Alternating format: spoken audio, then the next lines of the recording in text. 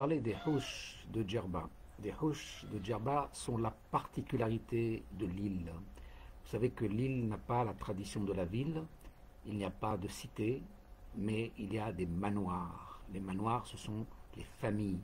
Donc c'est un système de familles, et les familles sont enracinées dans les Houches. Donc il y a des maisons, les maisons de grandes familles, et donc il n'y a pas un système d'État à Djerba, c'est une originalité, c'est un système de communauté. La communauté est reliée dans un réseau social, enraciné au sol, avec des règles. Et le Houch, c'est vraiment l'authentique système djerbien. C'est-à-dire qu'il n'y a pas un souverain qui commande, qui vous donne des responsabilités publiques, qui s'occupe de sécurité, d'accords, de relations internationales, d'accès à l'eau, de réserves, etc. Non. C'est un système d'autarcie où tous ces besoins vitaux sont réalisés au sein du Houch. Et dans le Houch, vous avez à la fois la sécurité, les réserves d'alimentation, la famille, l'éducation, et tous ces maisons, tous ces Houch qu'on doit traduire par le mot manoir. Tous ces manoirs sont reliés entre eux par un réseau social, avec des... Donc vous pouvez dessiner le système humain, la sociologie humaine de Djerba, vous pouvez la dessiner dans un papier. Et donc c'est les manoirs, c'est-à-dire que l'île elle est isolée, le manoir il est isolé, ce sont des cellules reliées entre elles, organisées selon le même modèle, soucieuses de vous apporter toutes les conditions de vie.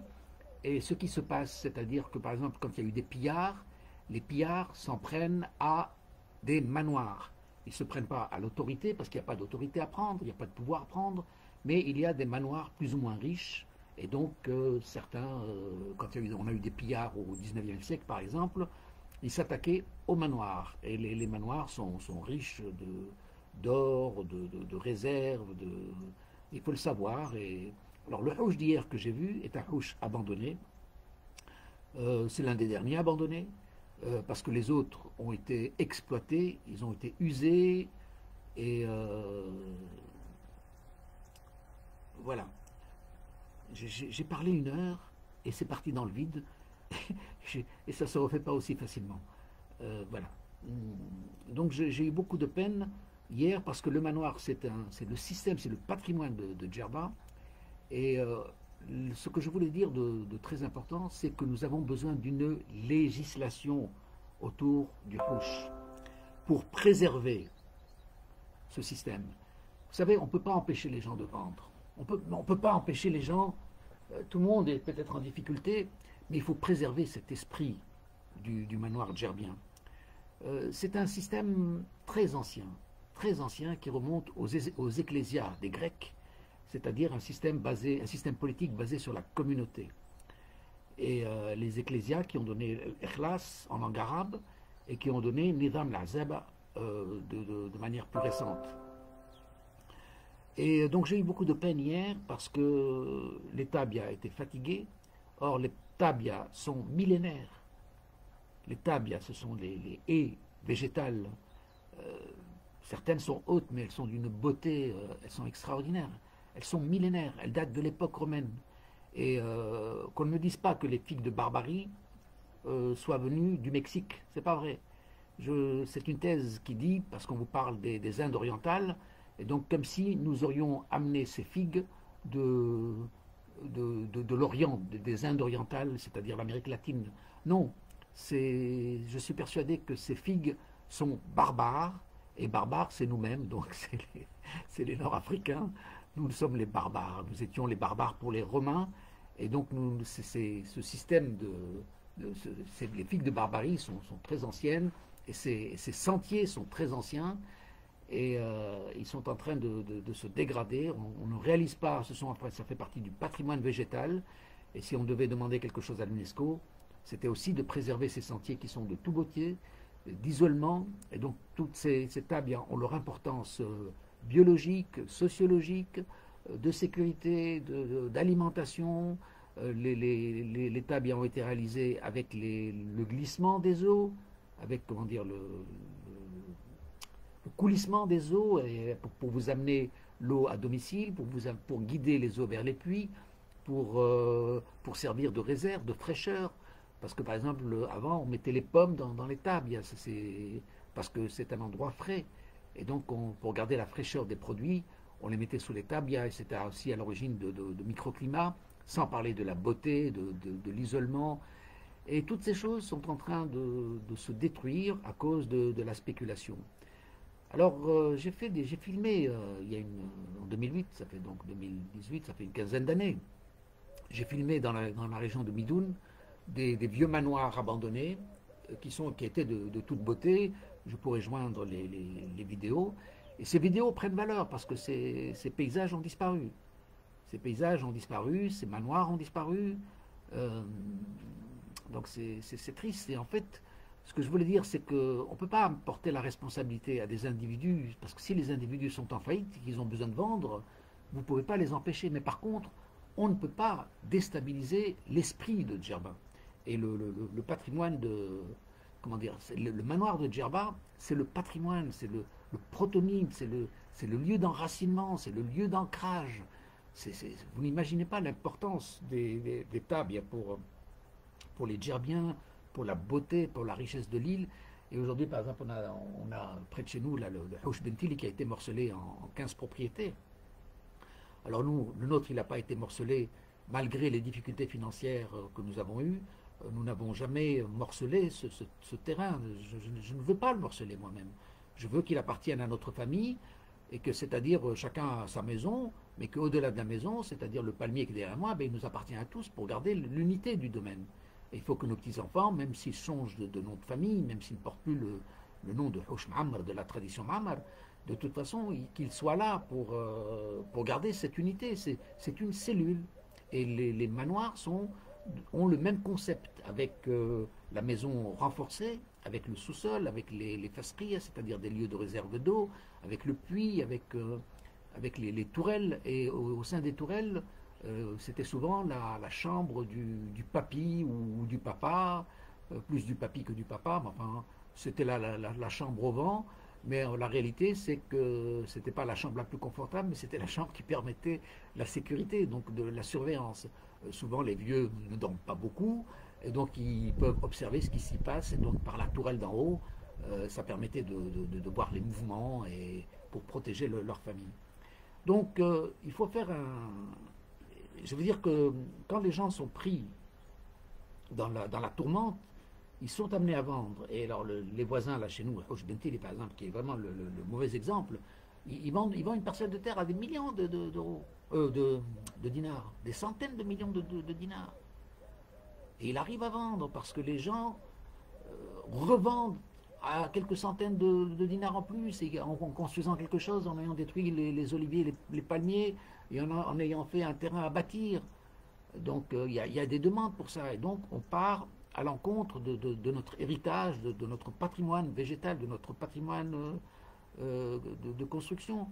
Alors nous n'avons pas vendu malgré les difficultés. Je vous dis, alors les gens, ils nous envient quand ils viennent chez nous, ils disent oh c'est magnifique chez vous, ça c'est le vrai Djerba. Oui, mais nous on n'a pas vendu, on a essayé parce qu'un patrimoine ça se transmet, un patrimoine ça se spécule pas.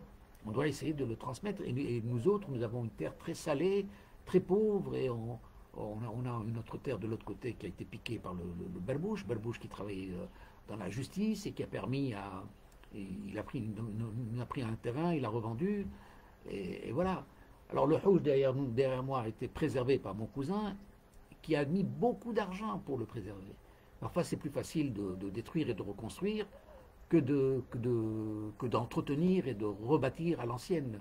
Donc mon cousin, malheureusement, il est décédé l'année dernière, et donc lui a essayé de préserver cet esprit du Houch. Par contre, l'ancien Houch qui se trouve un peu plus dans l'arrière, lui, ben écoutez, comme il était abandonné, je vous disais, comment il s'appelle, Berbouche, il a vendu un Mabrouk, donc ni vu ni connu, il a vendu ce qui ne lui appartenait pas, avec le soutien de la justice, et comme il y avait un Houch abandonné, ben, ils ont pris toute la caillasse, et ils ont construit avec des maisons horribles, qui n'ont rien à voir avec Djerba, et ils sont aujourd'hui dans le quartier, dans le fond de chez nous, hein. Mais qu'est-ce que vous voulez? Bon, on ne va pas se battre sur la mauvaise réglementation des anciens, sur l'abus des anciens. Par contre, il faut protéger ce que l'on a. Et ce que l'on protège, c'est une législation. Il y a une législation qui vous dit, vous ne pouvez pas toucher à la table, vous ne pouvez pas toucher aux oliviers, vous ne pouvez pas toucher aux palmiers, vous devez avoir la passerie, vous pouvez avoir des aires d'eau, vous pouvez avoir des transports. Enfin, il y a des règlements qui appartiennent à la tradition djerbienne qui doivent être légiférés, on doit les établir dans un papier. Je vous disais que le nouveau propriétaire, il y a quelques jours, a acheté une parcelle de terre chez les Bentili, et la première chose qu'il a fait, c'est buter la table. Il a amené un gros trax, il a détruit les oliviers, il a détruit les palmiers, il a touché à la table. Je suis allé le voir, j'ai dit, écoute, s'il te plaît, ne touche pas à la table. Mais c'est à moi, c'est à moi. Enfin, je ne vous le dis pas comme il me le dit en arabe, mais soi-disant des égoïsmes, ils ne sont même pas disposés à vous laisser un mètre, non, ils veulent construire jusqu'au dernier centimètre. Et j'ai déposé une plainte au niveau de l'agriculture. Ils me disent que c'est son droit, que la table, il a le droit de la toucher, donc c'est un nouveau propriétaire depuis à peine 2 mois, et il peut venir faire ce qu'il veut sur un patrimoine végétal de centaines d'années. Qu'est-ce que vous voulez que je vous dise? J'ai fait une plainte aussi à la municipalité, mais la municipalité me dit qu'elle ne s'occupe que des constructions anarchiques. Ben, moi, je ne vois pas le résultat. Et puis, c'est pas ça l'objet. L'objet, c'est il est en train de toucher à quelque chose, à une butte. Vous allez voir l'huissier, il va dire, ouais, il y a des akarab, il y a des scorpions. Mais non, pourquoi voulez-vous qu'il y ait des scorpions? C'est toujours la grande peur. Ils n'ont jamais vu de scorpion de leur vie, mais ils en ont peur, et au nom de ça, ils prennent le droit de détruire, même s'il y avait des scorpions. Mais c'est notre protection, c'est notre défense. Que voulez-vous? Et voilà, les houches de Djerba, je vous disais qu'il y a une quinzaine d'années, nombreux étaient abandonnés, que ces paysages que j'ai filmés prennent valeur historique parce que ces paysages ont disparu. Et voilà. Alors aujourd'hui, j'étais dans le quartier pas aujourd'hui, pardon, hier plutôt, quartier Ben Amara, et là j'ai vu un vieux manoir dans le système ancien, une énorme terre abandonnée, avec le manoir principal, les réserves d'eau, la butte, le puits, les palmiers, les rigoles, les canalisations d'eau, etc., etc., etc. Mais le voisinage fait pression. Le voisinage fait pression parce que ils construisent, donc ils détruisent les tabias, ils détruisent les sentiers, les jets. Vous voyez, c'était prévu pour des passagers à cheval ou à pied, parce qu'avant la voiture n'existait pas. Et aujourd'hui, la bagnole ou le camion ou le transporteur doit rentrer. Donc on n'amène plus les cailloux avec une carriole, on les amène avec un camion qui décharge tout, et donc il casse tout sur son passage. C'est abominable. Mais normalement, on doit avoir une législation qui protège ce patrimoine. C'est ce patrimoine végétal, ce patrimoine historique, ce patrimoine humain. Il doit y avoir une législation.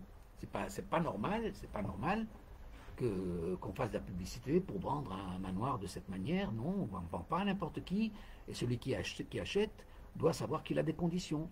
On ne peut pas obliger les gens, vous savez, tout le monde fait faillite, tout le monde est en difficulté, peut vendre, mais tout le monde doit pouvoir vendre sans sacrifier. Celui qui achète doit savoir qu'il est soumis à des règles. C'est un patrimoine historique.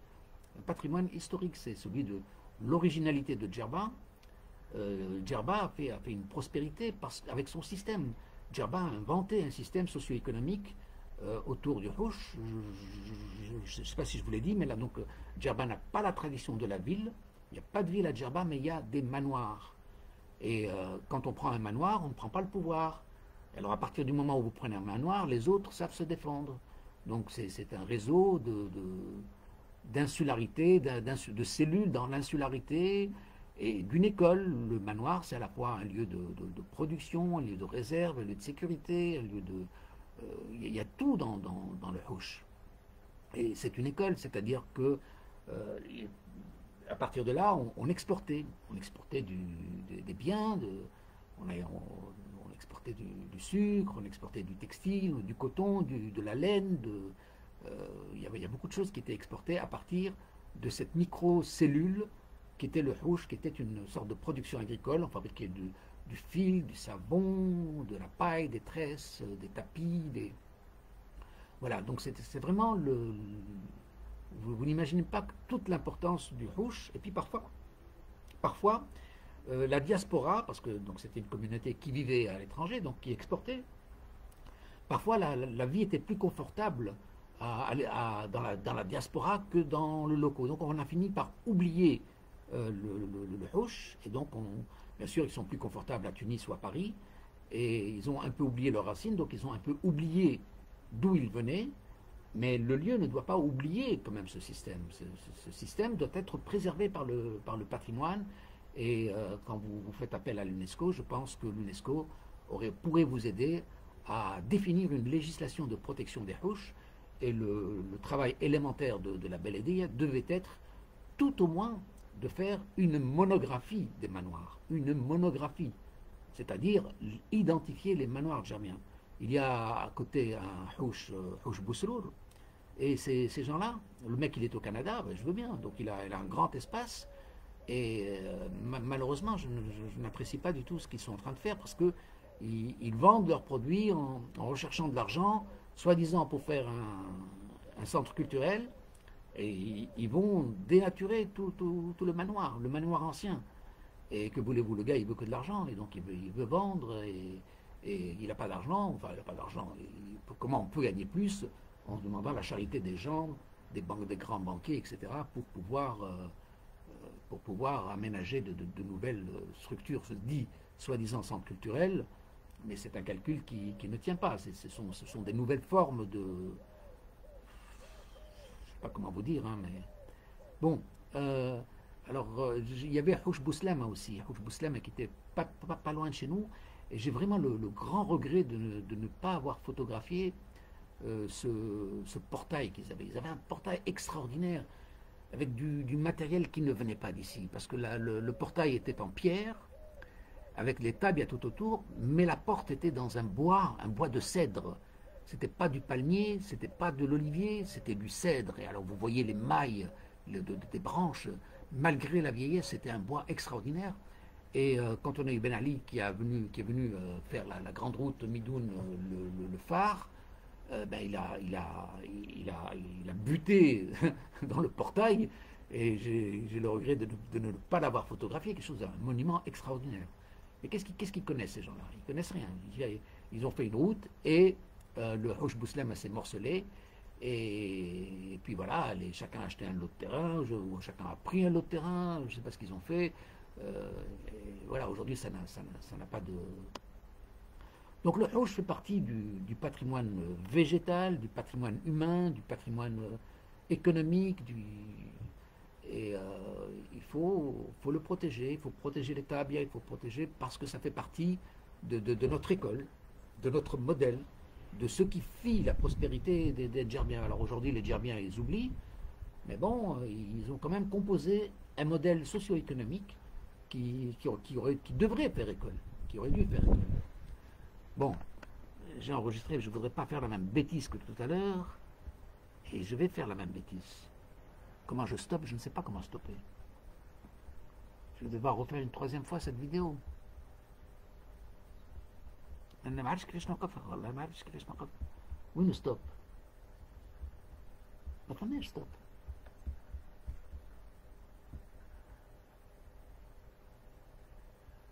ما فماش ستوب. شوف بات ستوب. كيفاش نوقفها؟ retour.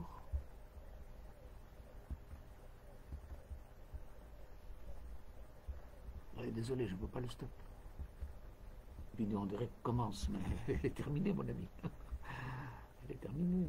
Oh, non, je crois que c'est foutu cette fois-ci. Mais je vais arrêter. Je pense que c'est certainement l'internet qui n'est pas bon. Allez. Certainement l'internet qui n'est pas bon.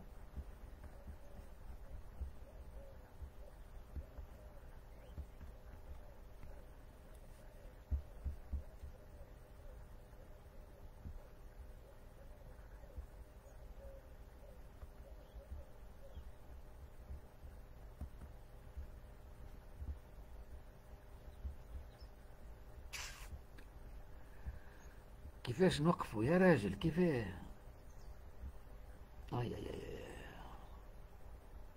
créer une vidéo en direct, la vidéo en direct commence, ajouter des informations,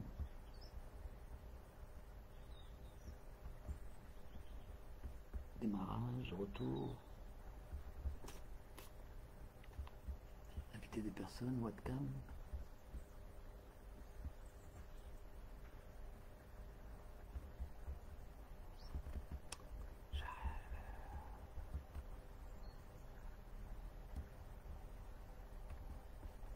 Ah, je ne sais pas comment arrêter la vidéo. Ça va s'arrêter tout seul?